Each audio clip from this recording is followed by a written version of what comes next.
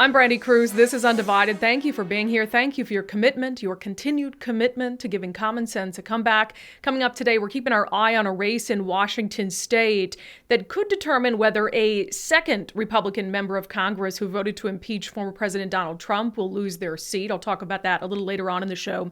Also, 8 mayors south of Seattle have written a statement to not only King County leaders, but obviously directed at state legislators and leaders as well, urging them to do something about the crime crisis because it is frankly out of control. 4 of those mayors are going to join me here on Undivided to talk at length about the serious crime challenges their respective cities are facing. But first, I want to start with a Friday news dump, delightful Friday news dump from the office of Governor Jay Inslee. On Friday, when most of us are just gearing up for the weekend, no big deal. Well, Governor Jay Inslee's office put out a press release that is quite a big deal. They announced that they will not be moving forward with their plan to mandate boosters of certain state employees. The governor's press release says Inslee issues updated directive regarding COVID-19 vaccination standards for state employees. The press release states that the updated directive reflects feedback and recommendations from state employees and labor partners to pursue options for offering incentives for COVID-19 boosters instead of making them a requirement. First, when I say that this was put out in a Friday news dump, somebody tipped me off to just how secretive it was in terms of the general public's access to it. So I got this email because I'm on a press list. Typically, these types of emails also go to a list of press releases that are on the public website.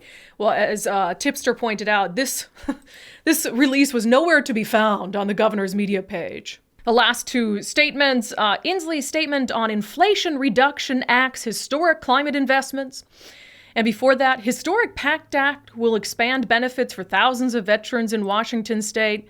Nothing there on August 5th about the governor deciding just a month after revealing the booster mandate that he's going to roll it back. And in case you're saying, well, maybe, that kind of stuff doesn't go on here. Well, if you look at July 1st, there is the original press release where the governor announced the updated COVID-19 vaccination standard requiring boosters, but for some reason they haven't listed the other press release here. So I've been very clear that I'm opposed to the vaccine mandates. I was opposed to the original vaccine mandate. I was opposed to the booster mandate that the governor announced a month ago.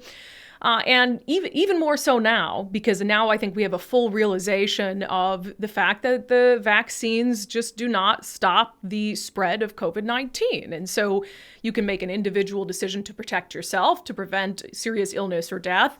But my decision to get a vaccine or a booster is not going to stop me from spreading it to someone else. Now, I can understand why the governor might want to just slip this in on a Friday. It's because this sudden change of course, although I do believe it is the right change of course, it goes against everything the governor has said publicly. It goes against all the sanctimonious statements he made to people who were opposed to the vaccine mandate, who were opposed to a mandate over boosters. It goes against all the people that Governor Jay Inslee talked down to for suggesting that he shouldn't make it a mandate, that he should just make it optional and give people incentives. So now you have the governor backtracking, doing what some critics had encouraged him to do in the first place. And like I said, it goes against the statements that the governor has made about why there is a necessity for the booster. And frankly, there is science about this. So all indications are that the original vaccines wane in efficacy significantly after about 6 months, that they're effective at least up to 6 months. And then after that, it's sort of unknown how effective those vaccines will be. And even the CDC acknowledges immunity from infection decreases over time after you get your initial COVID-19 vaccine. And so that's why the CDC recommends boosters, to boost the efficacy of the original vaccine over a period of time. So since the governor is no longer going to require the boosters, no longer going to mandate the boosters, it would make sense that the governor then would not mandate employees have the original vaccine. Because even if you have an employee who gets the original vaccine, they're going to be protected for 6 months, maybe a little bit more. And then after a while, it'll be as if they never had a vaccine in the first place, if they didn't continue to get boosters.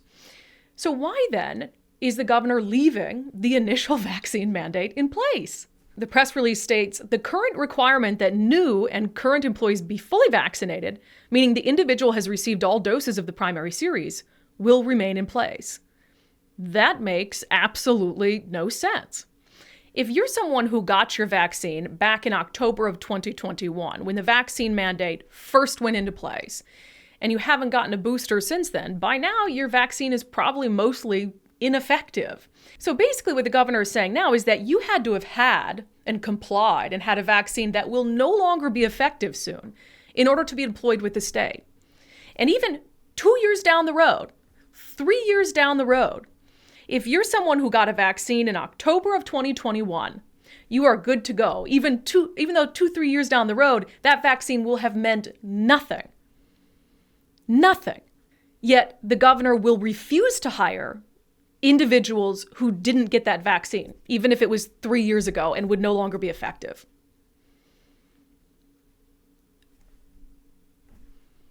What world does that make sense in? That makes absolutely no sense. So right now, it's just about the principle of the matter. The governor doesn't want people employed with the state who initially refused to get a vaccine, because it doesn't have to do with efficacy. It doesn't have to do with protection. The CDC, again, acknowledges that the initial vaccine wanes over time. That's why they recommend boosters. And studies suggest that about 6 months is when those initial vaccines start to lose their efficacy. So this is just about the governor only wanting people employed with the state who were willing to get the initial vaccine. Has nothing to do with whether those individuals are currently protected in some way, to some degree, against COVID-19.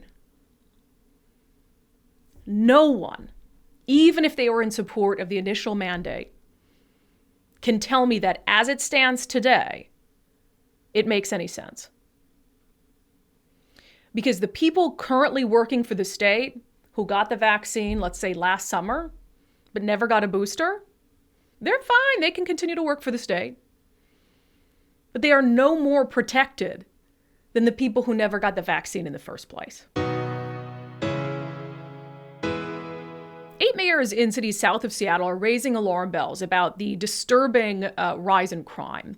And you can't hide it. Somebody told me once that you can fudge crime numbers, and sometimes crime numbers don't tell the whole story, but the one thing you can't hide are the bodies. You cannot hide the bodies. You cannot fudge the numbers on homicides. And so we are seeing a really startling trend in shootings, in murders, and these cities are like, look, you guys have to do something about it. They're reaching out to county leaders. King County, in case you're not familiar, Seattle is the biggest city in King County. So they're reaching out to King County leaders, basically saying, look, there needs to be accountability for criminals. They also, in this letter, they referenced 2 state laws that there's been a lot made about in Washington state about the fact that basically simple possession of drugs is just fine. And then also the law that makes it nearly impossible for police to pursue suspects. And they're saying there has to be changes here. Again, it goes back to this issue of accountability.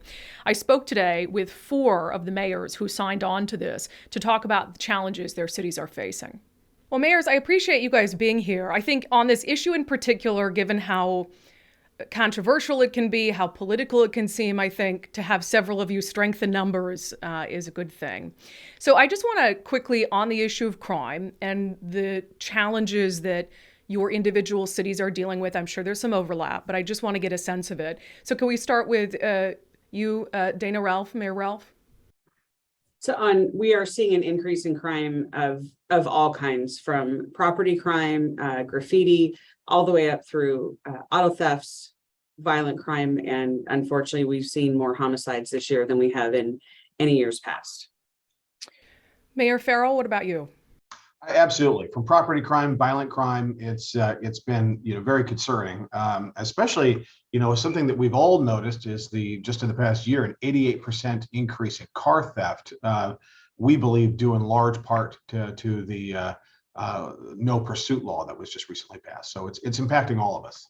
Yeah, we'll talk more about that in a moment.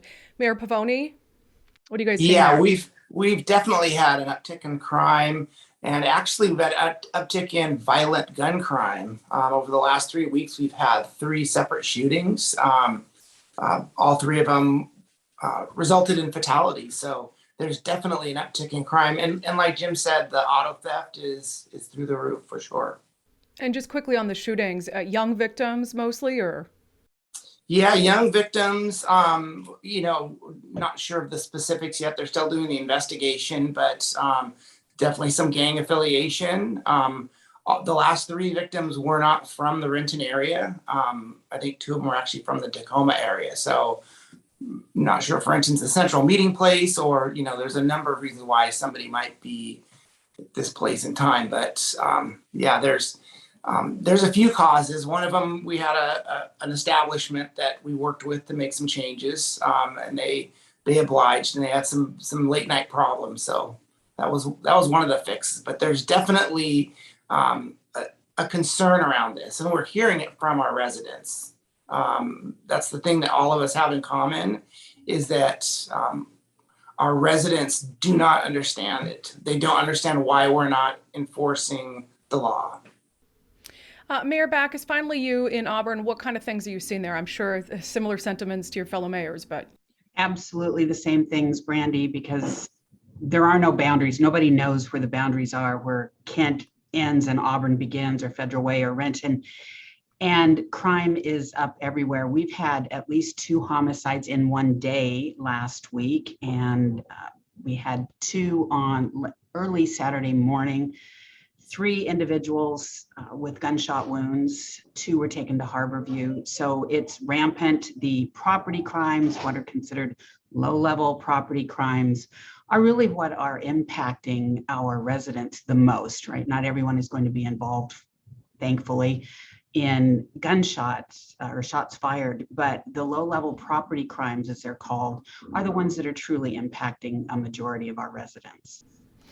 The thing I think that strikes me about the letter you guys send, because, there's no shortage of politicians sending out letters complaining about this or that. But from what I know of you guys in my interactions, you're not bomb throwers. You're not out there whining about everything. I genuinely think you're mayors who are trying to do what's best for your city. And so when I see you all come together on a letter, I'm like, okay, now this is serious. Like there's obviously an issue here. Mayor Ralph, when it comes to, I think it's 2 letters now, is that correct? Yeah, 2. When it comes to how this all came together, I mean, what happened behind the scenes where you guys were like, let's sign on to something and send a message, Mayor Ralph? I think we were having conversations collectively about what was going on in Snohomish County, or in King County, and the Snohomish County mayors did something similar. So that was sort of the catalyst of this round of conversations. As we've headed into summer, we've all seen an uptick in crime. We've all been hearing, Mayor Pavoni spoke about it. We've all been hearing from our residents. They're angry, they're frustrated, they're scared. The response to all of us is typically, why have you tied the hands of the police? Why don't you want to do something about crime? And for us, it's exactly the opposite. We are 4 mayors that very much support our police departments and very much want our community safe. And then in the end, we're hearing from our police officers. Talked to one of my traffic officers last week, and 3 times in one day, he had to watch a stolen vehicle drive away because of the pursuit policy. Over the weekend, we had somebody in a stolen vehicle who we'd seen earlier, but we're not allowed to do anything to stop. We couldn't pit them or spike strip, couldn't pursue. That same vehicle ended up ramming one of our police cars twice in the night, blocking an officer in. And when we finally got him out of the stolen vehicle, we'd arrested him July 22nd. Guy has 31 convictions, including 8 felonies and 3 of them for vehicle theft. That's what's happening in our community. Mayor Farrell, can you articulate for folks who think, well, why don't you just do it? Like, you're the mayors of these cities. You do what you need to do to make your community safe. What are the things that you cannot do as a mayor that you believe the county needs to assist with? Well, it's both the county and the state. First, I don't think that people have an understanding with regard to the umbrella laws that affect all of us, whether it's pursuit laws, whether it's the drug laws. there's a lot of street level narcotic transactions and activity that literally fuels violence. But because of the so-called Blake fix, where all they had to do was add one word to the law to fix it, now it requires 2 prior warnings before you can actually prosecute somebody, which has rendered essentially all drugs legal because there's essentially de facto legalization.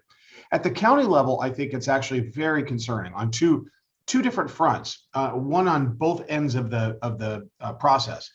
On the back end, after somebody's been arrested, there is a crisis occurring at the King County Jail. There are at least 100 officers down. Sometimes 4 days a week, corrections officers are required to work mandatory overtime shifts. Their officers are absolutely just exhausted, and the executive is trying to make it sound like this is just a one-time thing in which the jail had to close. Not true. COVID restrictions are still in effect, and it's really affecting the ability to intercede, arrest somebody, and keep them in custody.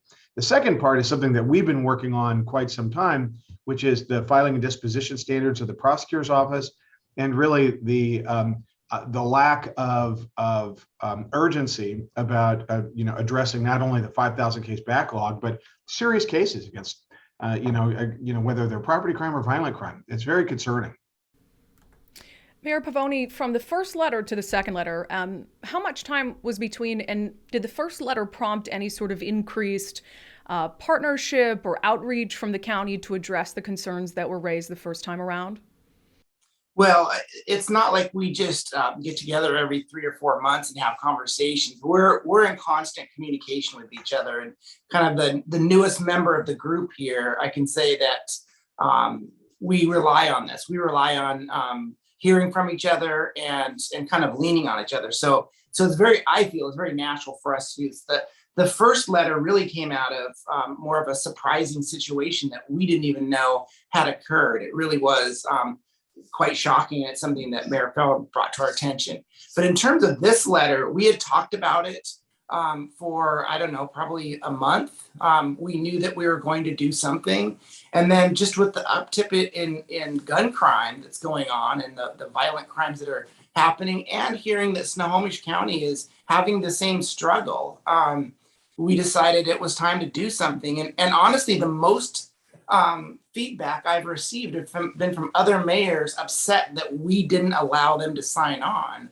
And it wasn't a matter of allowing them to sign on. We were just trying to get it done really quickly. So we talked to all of the strong mayor cities in South King County. But the other mayors are, not only do they want to sign on, but they're hearing from their constituents, they're upset that they didn't sign on. So this isn't just a, Renton, Auburn, Federal Way, Kent kind of issue here. This is, most of South King County is dealing with this issue. Mayor Backus, there has been, I'm going to get to some of the response from the King County Prosecutor's Office, the King County Executive's Office.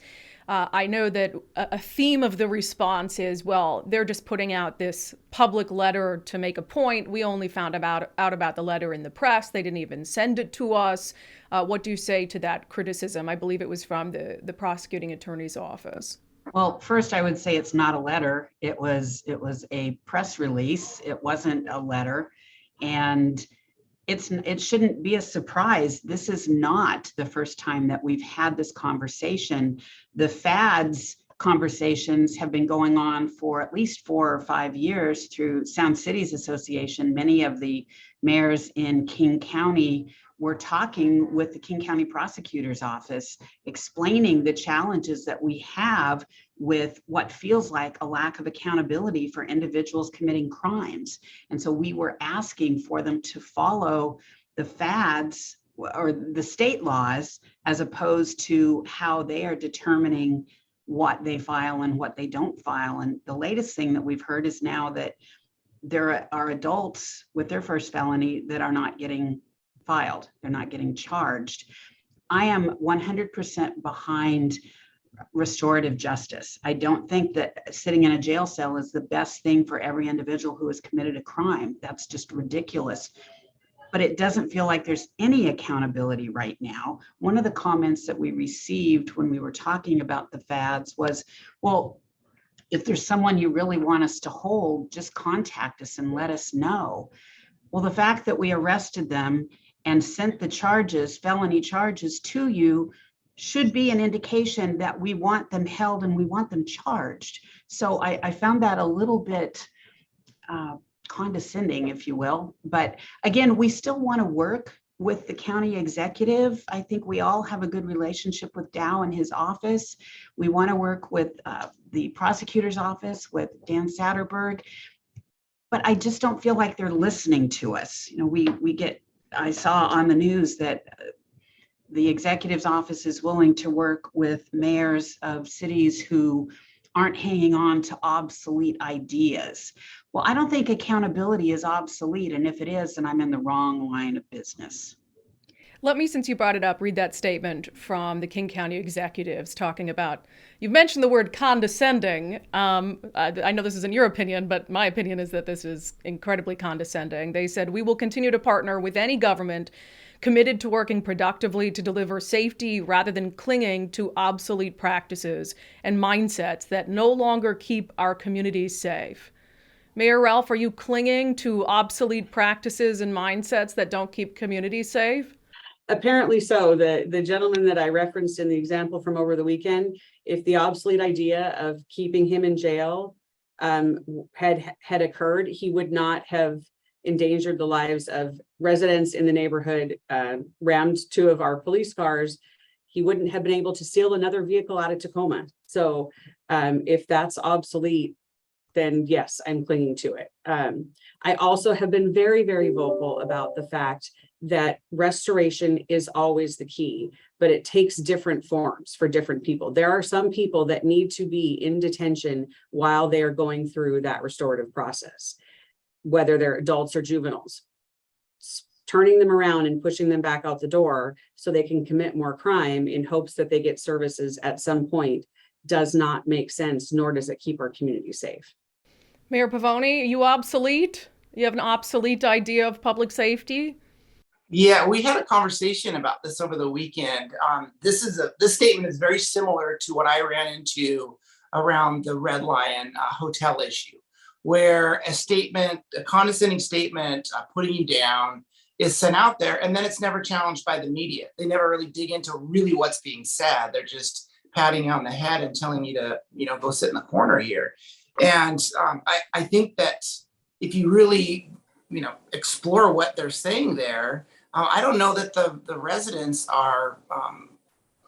think that accountability is obsolete. I just don't think they do. I think that at the end of the day, I think there's a sense that the politics that are going on in Seattle are not affecting the outlying cities. Well, this is an example where it's just not true. I mean, they are kind of swaying towards the Seattle model of justice, and the residents in the outlying cities don't realize that. They think, oh, we're out here in Renton, and that's Seattle. They do things differently, but it's King County. They oversee all of us. So, whether I'm obsolete, I don't know. I mean, restorative justice, absolutely. One of the things that has to happen if there's going to be deferrals or programs, then it has to be mandatory. It has to have some accountability to it, and it has to be available. Just saying that we're going to divert somebody and then not having the programs there or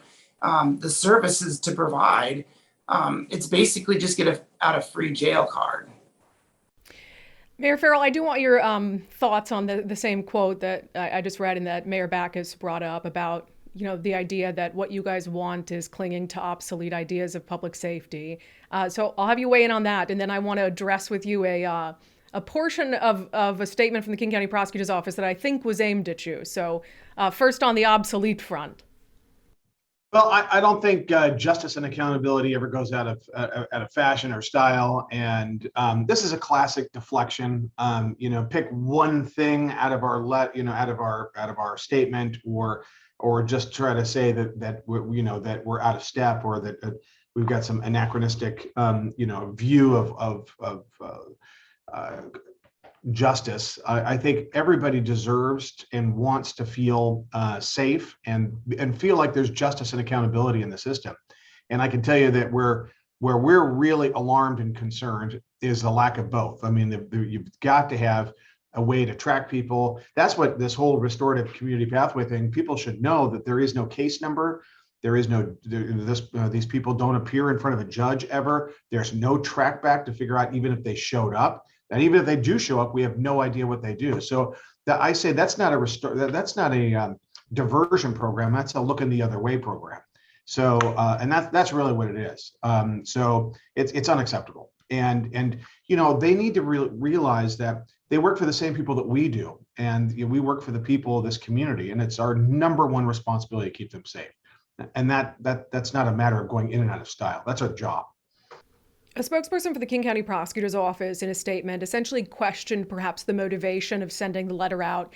Mayor Farrell, this is not a campaign interview. It was not booked as a campaign interview, but you are running for prosecutor. So can you address people who might be critical, saying, oh, well, that's old Jim Farrell trying to get attention to his campaign?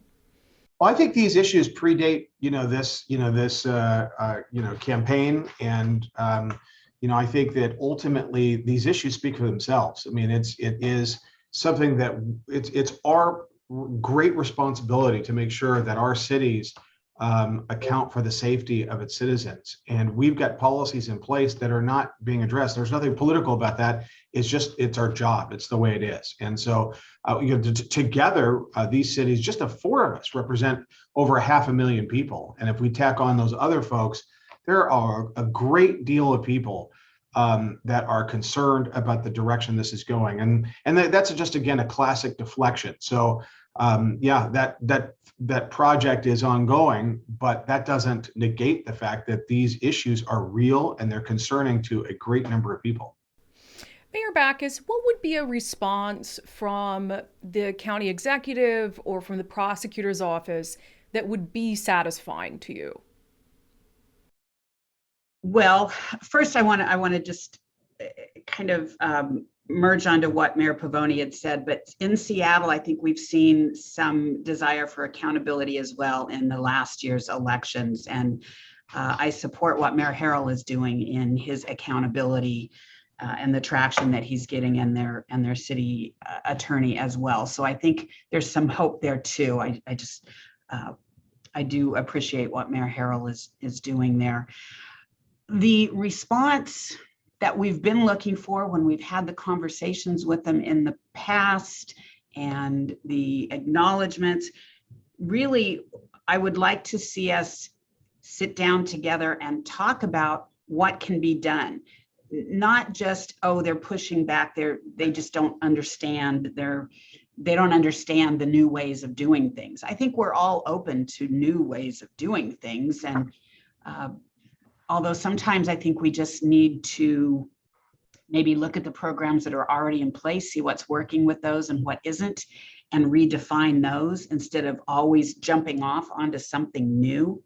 New, I know, is always more exciting. It provides for a press conference, but that isn't what we need. We need stability. We need accountability. I have 3 words that I have behind me that I use in every decision I make, and that's compassion, accountability, and community. And I think those things are being lost for a majority of our community. Our communities of color, which I know some of these new ideas are intended to make safer. I'm hearing from them, they're not feeling any safer. In fact, they're feeling less safe. So this needs to be a discussion with not just those really loud voices to the far left or to the far right. It needs to be those of us that live our lives in the middle and want common sense approaches and accountability for everyone. Our communities are not safe right now. Mayor Backus, that was like a commercial for unDivided, so I'll send you your check later. Thank you. Yes. Mayor Pavoni, to what extent, there's 2 pieces of legislation and really issues that are mentioned in the release, and that is the issue of the pursuit law and also the bill that really makes drug possession sort of a non-issue, I guess, under law.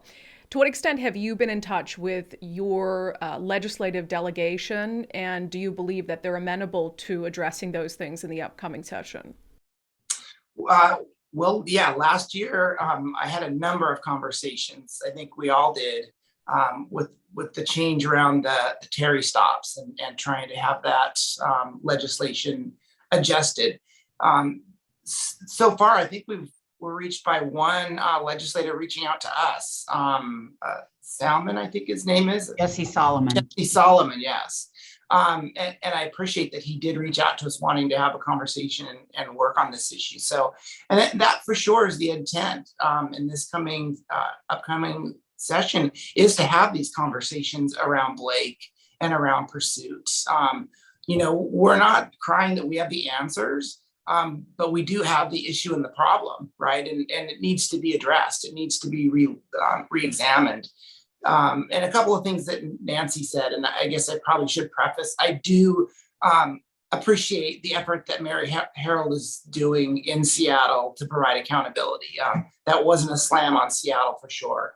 And in terms of our approach being racist is another narrative that's out there. And I find it humorous. I mean, Renton, Kent, and Auburn are the most diverse cities in the state and even in the country. And so we represent these people, and what they're telling us is they don't feel safe. This is not a race issue. This is a neighborhood public safety issue. And like all three of my colleagues said, it's our number one job. It's the thing that we are elected to do, is to provide public safety. Mayor Ralph, one question for you before I kind of end with a round robin here. Governor Inslee has had a little bit of a change of heart on public safety. My characterization doesn't necessarily have to be yours, but, he came out and said 2 years after the conversation that he was against police defunding. He came out recently and they announced this effort to expand recruitment and training for potential, future members of law enforcement. Do you feel like between that and what's happening in Seattle under Mayor Harrell that there's like a glimmer of hope, that there's sort of a change of course? I think the glimmer of hope comes from the work that honestly the four of us are doing to retain officers and to recruit officers. It is something that none of us ever did. None of our cities had a decry or a defund cry. We all did everything we could to support our officers through the last couple of years, and we are all doing everything we can to recruit and retain our departments, because we know how important it is to our communities that we have a fully staffed police department that can serve them in a way they need to. It is hopeful to me that we're starting to hear those other voices come back, because maybe then the message becomes that Washington isn't an anti-law enforcement state.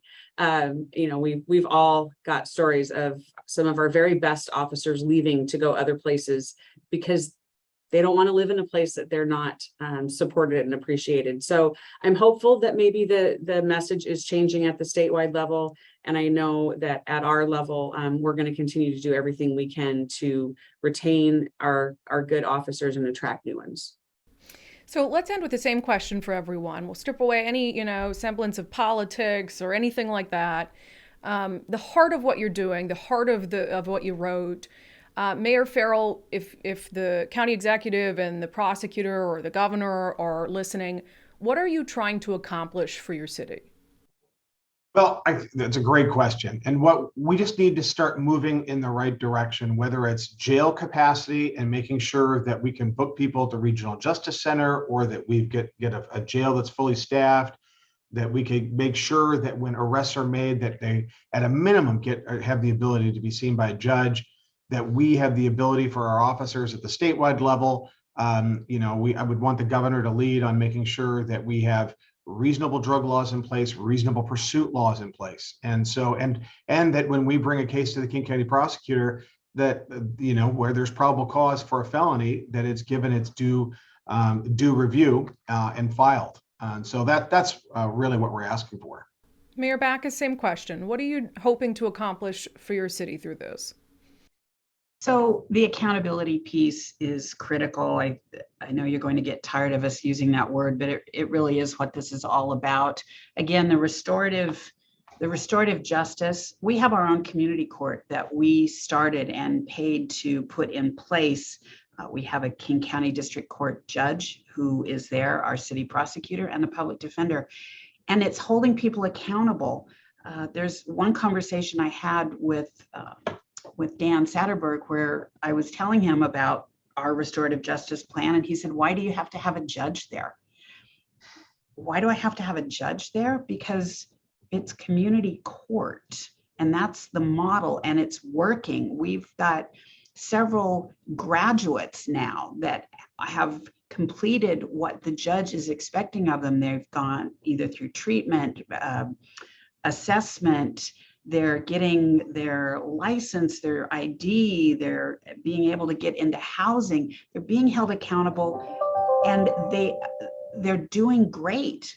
That's what I want to see. And if we do restorative community pathways, then let's make sure we know that the juveniles that are involved are being supported and being held accountable. And that's just not that's not a factor in this program right now. And Mayor Ralph, Mayor Pavoni, and I all sit on the Regional Policy Committee, and we've asked for some type of metrics on how successful this program is.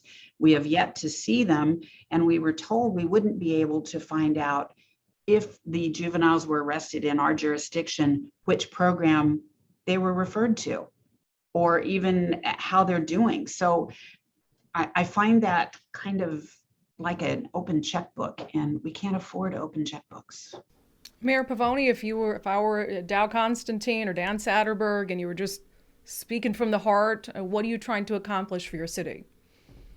Well, a couple of things. The first is getting on the same page. It definitely feels like the county has a direction they are looking to head, the courts and public safety, and it's being trickled out. We're the boiled frog, and we're finally coming around to feeling the temperature, and our residents are feeling it. It's like things are slowly changing in a direction that isn't consistent with the word that we've been using, accountability.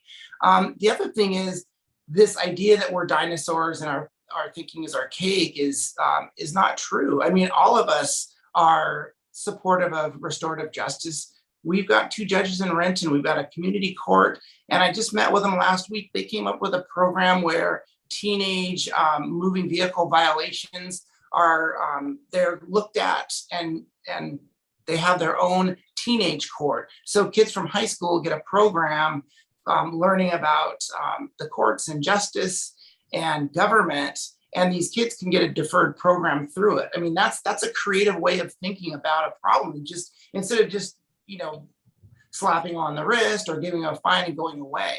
So I think we're all in the mindset that there are things that need to change so that there's not this crib to prison pipelines. We're all for changing it, but it has to be done in a way so that our residents are still safe at the same time and people aren't dying in the street from gunshots. Mayor Ralph, we'll end with you. Last word. What's your hope for your city and Kent? All right. So I think it all comes down to that safety piece. I want my residents to feel safe when they're out in the community, when they're sleeping in their homes at night. And I think the thing I'd like people to sort of take away from this is it's all levels. We've got to have responsible laws that are coming out of the legislature. So that means fixing Blake and fixing pursuits. It means that we all have to be fully staffed in our police departments so our officers can respond and do the right thing in the community and provide that community policing that everybody is asking for and that they quite honestly want to provide. It means access to take people to jail so that they can stay there waiting to see the judge. And then it also means the judges being accountable and not just spinning them out and putting them back out into the street, especially these repeat offenders, because it's not keeping communities safe. All of these things are and conversations, right? None of us are saying it needs to be one way or the other. We're saying we need to bring all these pieces together because restorative justice is an important piece of this. But at the same time, if you've already got 8 or 9 or 10, 12 felony convictions, there's a reason that something in this piece isn't working. So we've got to look at a different path. And right now, we're all living under some grand experiment, all the way from the legislature through our court system, and this experiment is not working. So now that you heard from the mayors, let me offer my opinion on the county's response to their letter. As I told the mayors there, and the reason why, the letter stands out to me. First of all, these aren't people who are out looking for political points. Second, these aren't some right wing, just want to make the King County leaders look bad. It's not Republican on Democrat. These mayors that you heard from, they're not extremists. They are middle of the road, some of them Democrats who just want their communities to be safe. That is the only motivation for them. So when I see this statement from the King County Executive's office, let me read it again. We will continue to partner with any government committed to working productively to deliver safety rather than clinging to obsolete practices and mindsets that no longer keep our communities safe. So what are the mindsets that you're clinging to that are keeping communities safe? Because clearly we're not seeing that happen. Clearly we're not seeing whatever mindset you're clinging to work. You have the leader of the county who wants to accuse these mayors who are worried about the safety of their citizens, accuse them of clinging to obsolete mindsets. You show me, King County Executive Dow Constantine, the brilliant mindset that you have that is keeping communities safe, because as I see it, none of the communities in your county are safe right now. They're all experiencing some sort of rise in crime. Yet you want to turn things on these mayors and shame them for speaking up about it. Clinging to obsolete practices and mindsets that no longer keep our communities safe. You can tell a good leader when they're willing to take responsibility for problems, even if there's an argument that they didn't solely contribute to those problems. That's what leadership is about. How many times have we talked about that on the podcast? That's what leadership is about. Trust me with that problem. Let me fix that problem. Blame me when things go wrong. That's not what we're hearing here from the King County Executive. He's patting these mayors on the head. Oh, how cute. How cute. You guys want me to do something more about crime. Well, you don't know how these things work. You have an obsolete mindset. And meanwhile, crime in his county is surging. The only thing obsolete is Dow Constantine's definition of what it means to be a leader. And we would all be wise to keep that in mind when he runs for governor in 2024. All right, every Monday we end the show by getting a little feedback from you, the unDivided subscribers. Thank you for being subscribers. Thank you for helping us grow this mission, this movement to give common sense a comeback.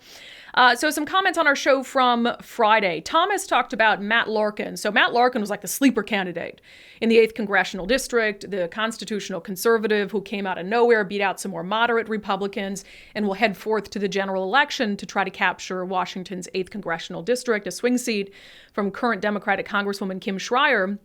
Thomas said, I hope his further right platform on abortion, or at least assumed, he never really answered the question, doesn't hurt him in November. I like Dunn's moderate platform on many things. So Dunn lost. He's out of the picture. Matt Larkin does have a more conservative stance on abortion.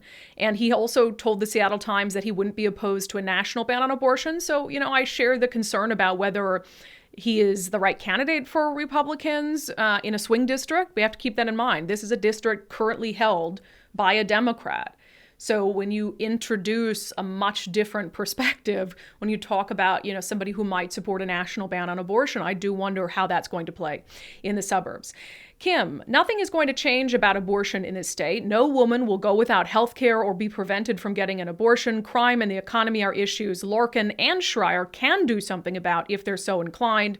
And Matt Larkin's campaign slogan was make crime illegal again. And so that is certainly going to be the issue he's going to try to focus his campaign on. And I imagine Kim Schreier is going to talk about crime as well. She knows that that's at the forefront of a lot of people's minds. Weiscastle wrote on Locals, I don't think you or anyone else has made the case for why primaries matter, let alone they be critical, because I've called this a critical primary. They went on to say, let it all go to November and save the taxpayers the money. See, I think primaries are really important because they whittle the field down to 2, and then you can actually hear a genuine exchange of ideas. You know, imagine a debate with 13 candidates and one of them's the good space guy or whatever people, you know, decided to write their name in. You have to have a process by which you narrow down candidates so we can have a meaningful exchange of ideas and people can compare and contrast two candidates. So I do believe primaries are important. Jay Smith wrote, as millions flood into political coffers, residents are treated to the same routine of dishonesty and misdirection. One candidate promises more taxpayer handouts, while another promises pixie dust and rainbows. Looking at what an individual has actually accomplished is usually ignored. We don't ignore it on Undivided, Jay Smith. But yeah, that's true. I mean, I was saying I went to Watershed, the country music festival, the weekend before the primary, and got home, and I had 15 political mailers in my mailbox. And you know, I live and breathe politics, so I know most of the candidates and kind of what they stand for. And I would say 90% of the mailers were either just like flat out mischaracterizations of a candidate or didn't focus on any particularly meaningful issue. And I was like, oh my gosh, I just need to throw all these in the recycling. And so, yeah, I mean, money's coming in. The candidates, I don't know that any candidate's really great at running on their platform and their accomplishments. I hope to see more of that, but things got a little nasty before the primary election. Quickly, you know, I noted that we were watching the race for the 3rd congressional district in Washington. You have Jamie Herrera Butler, who's the Republican incumbent. She's one of the 10 members of the House, Republican members of the House who voted to impeach the president. She's facing a pro-Trump challenger in Joe Kent. Well, the latest ballots have them very, very close, and it does look like Joe Kent is going to edge out Jamie Herrera Butler for that seat. I wanted to mention it today, but our show posts around the same time that the latest ballots drop in the most populous county in the 3rd, Clark. And so just, I'm not going to pontificate too much about that race until the show on Wednesday, because we just don't know how things are going to shake out yet. But it is very close. Either way, this might go into recount territory. So just know that keeping an eye on that race. And to me, this is really going to show, I guess, the consequences potentially of having a divided Republican Party. Because if you have Joe Kent move forward, I don't know how he's going to be received in that district. It's kind of a purple district. And if Democrats win it, well, that's a lost seat for Republicans in Washington state. And they don't have very many seats in Congress. They'd be left with 2 seats in Congress in Washington state. So we'll see if the split in the GOP really matters at the end of the day. All right, that's it for this episode of Undivided. Thank you for being here. Thank you for your commitment to giving common sense a comeback. If you have not become a subscriber already, we do a subscriber-only episode just like this every Wednesday over on Patreon, patreon.com/undivided, or you can become a contributor on my locals community, brandikruse.locals.com. Undivided is presented by our founding sponsor, 1530 Mortgage. Visit them at 1530mortgage.com.